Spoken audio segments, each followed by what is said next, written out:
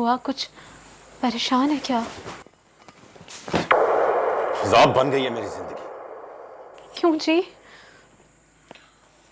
बहुत मुश्किल हो गई है गुजारा, बहुत मुश्किल। क्यों, क्या हुआ? खाक में मिला दी है मेरी इज्जत। मैंने अपने दोस्तों से कहा था कि हवेली से कोई नहीं आएगा मेरी शादी में। हमारे माँ बाप ने उस आजाद को बुला के अच्छा नहीं किया। नहीं नहीं, अकरम बाबा ने नहीं बुलाया आजाद को, वो तो खुद आ गया है। अच्छा, तो ठीक है, फिर तुम भी सितारा के साथ उसी के पास जाओ।